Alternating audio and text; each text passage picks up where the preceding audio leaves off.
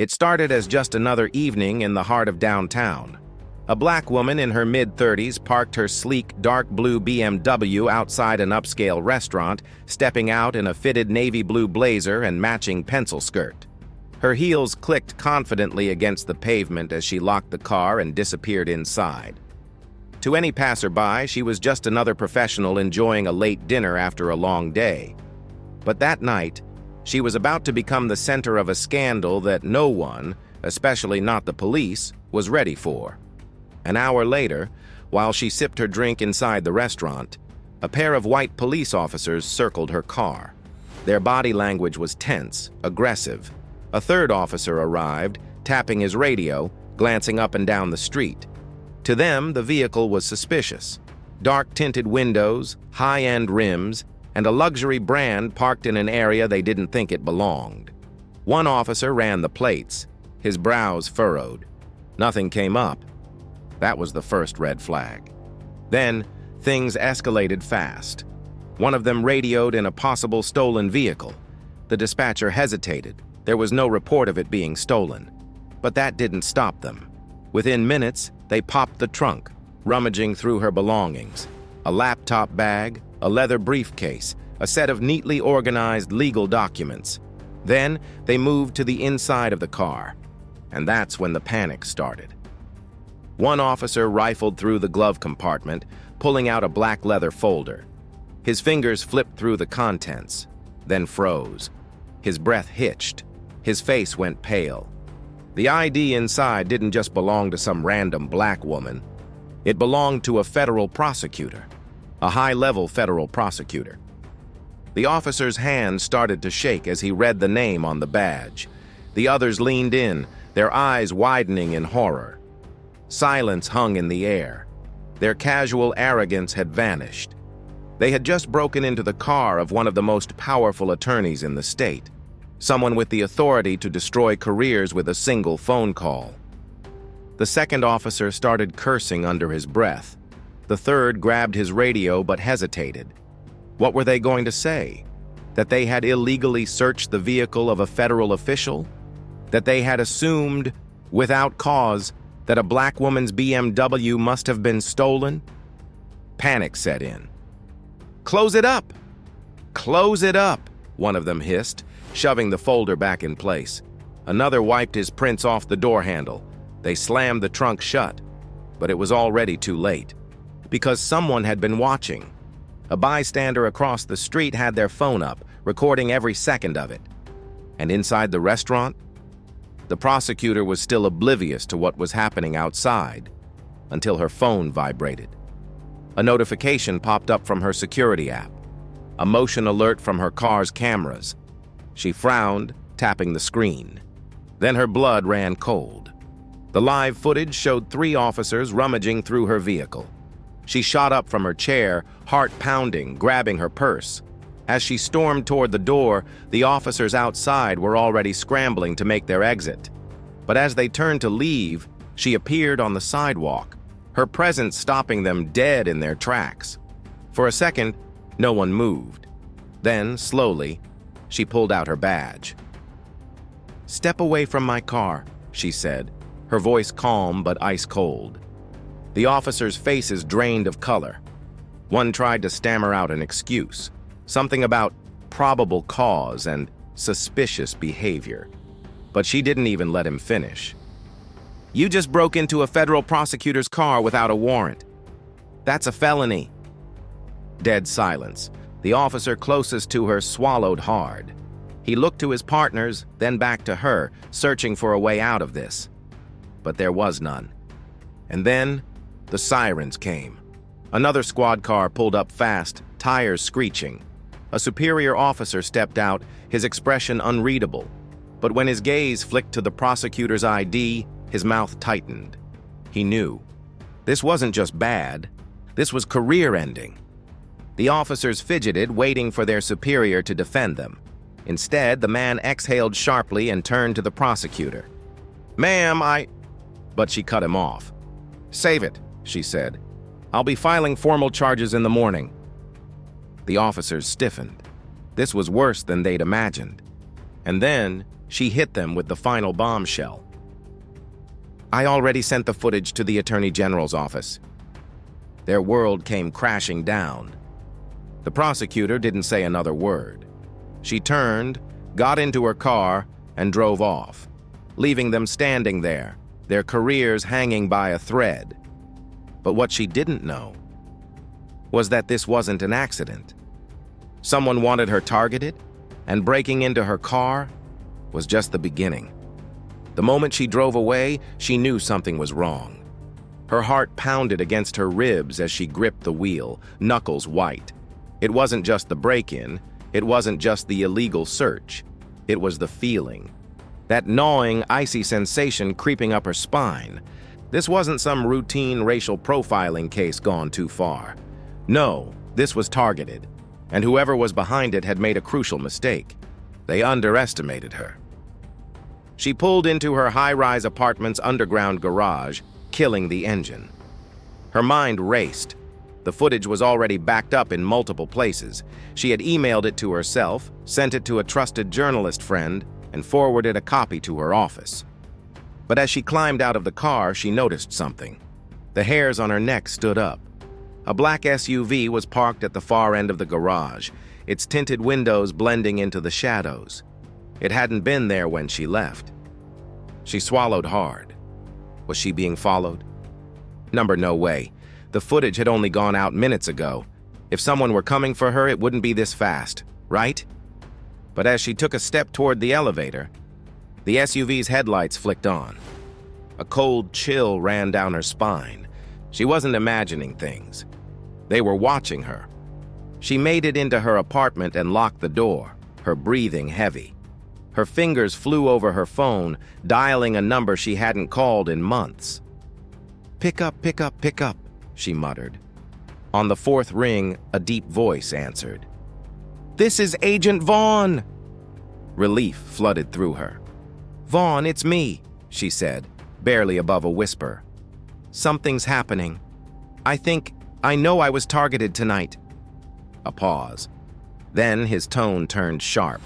"Tell me everything." She did. Every detail. The cops. The search. The panic in their eyes when they found her ID.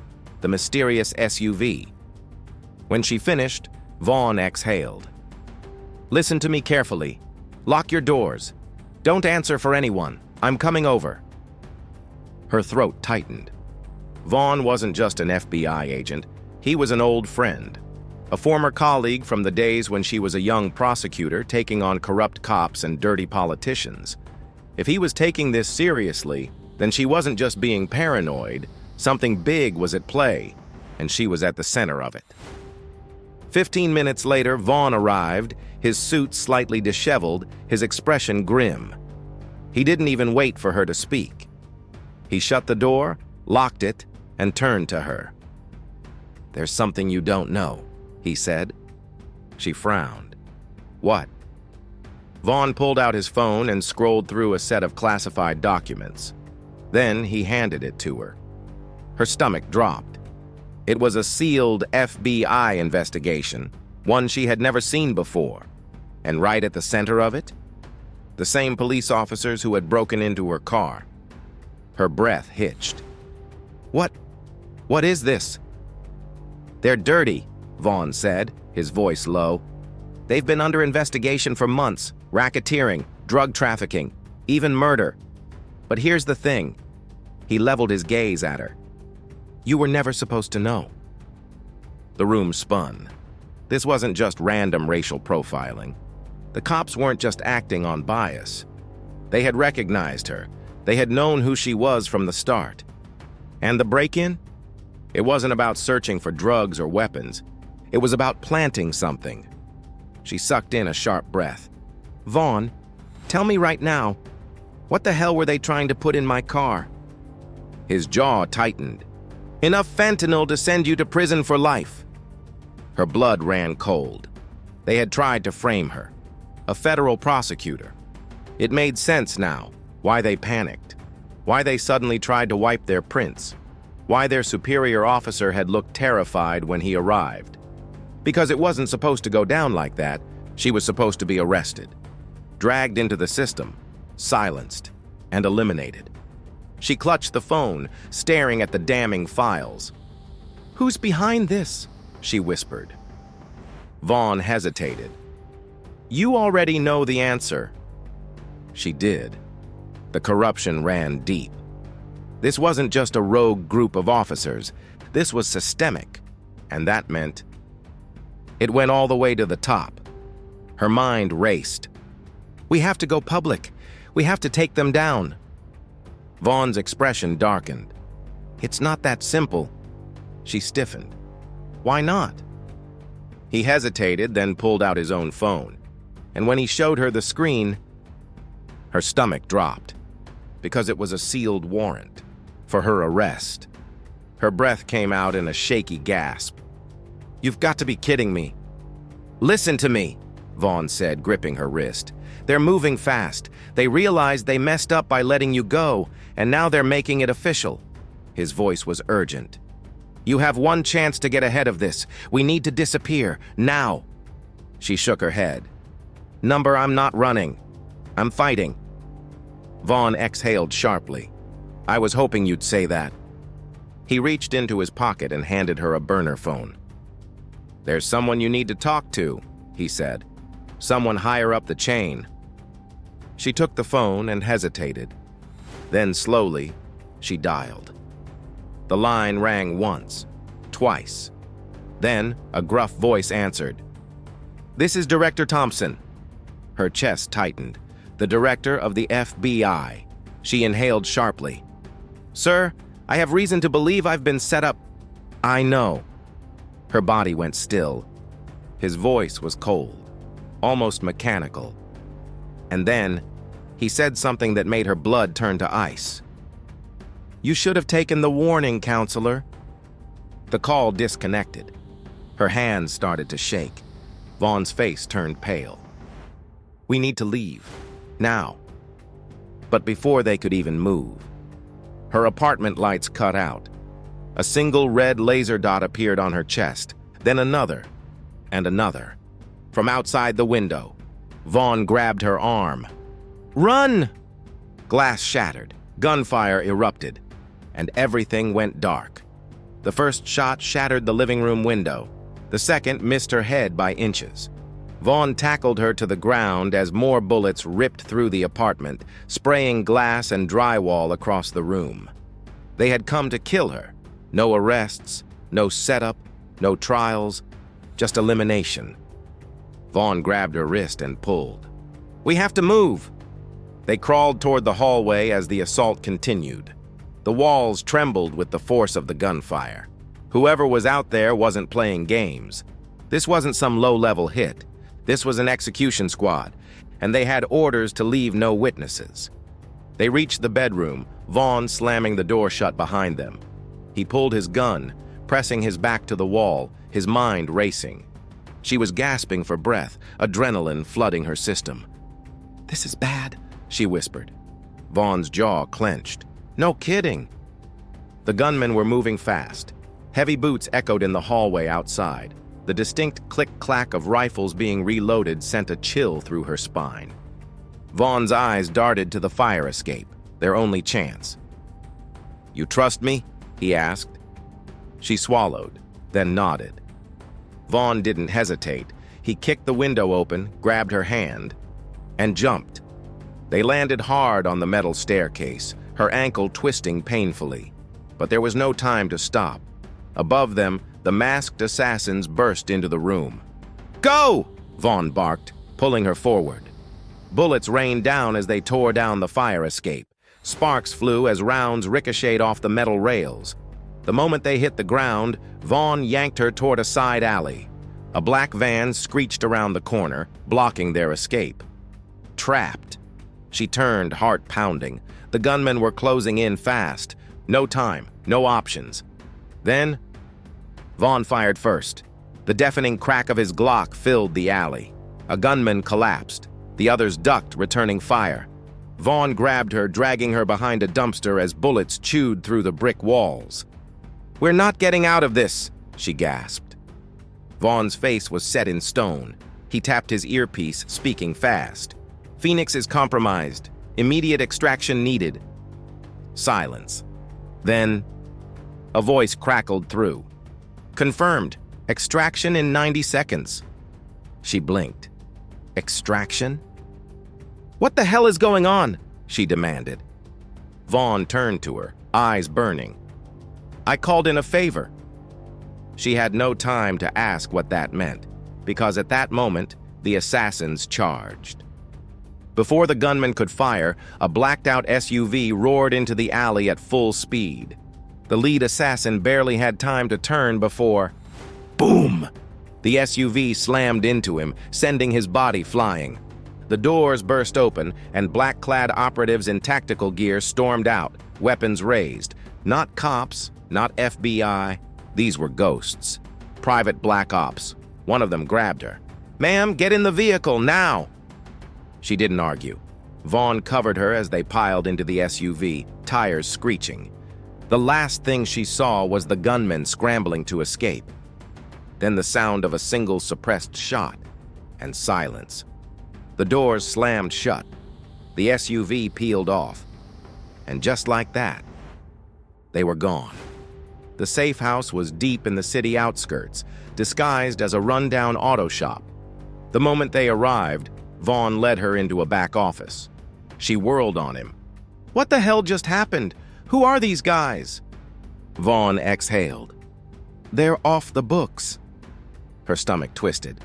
You mean, they don't officially exist? She swallowed hard. And you just had them on speed dial?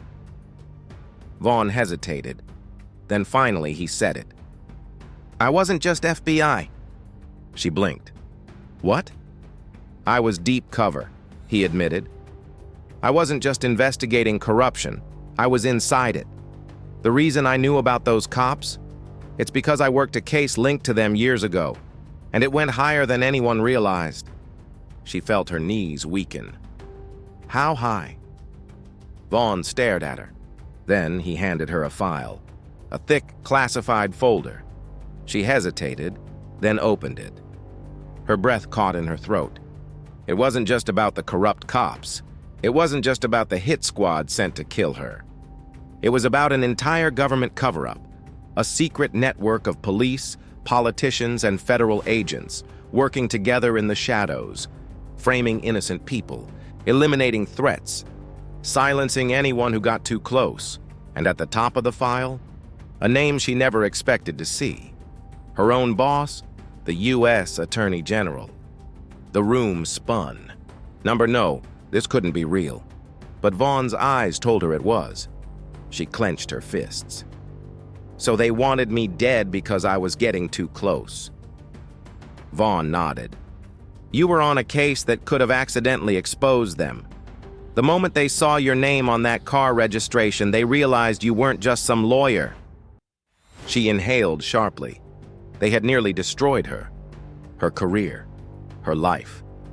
But now she had the truth and the power to burn it all down. She turned to Vaughn, eyes blazing. What's our next move? He smiled darkly. We go to war.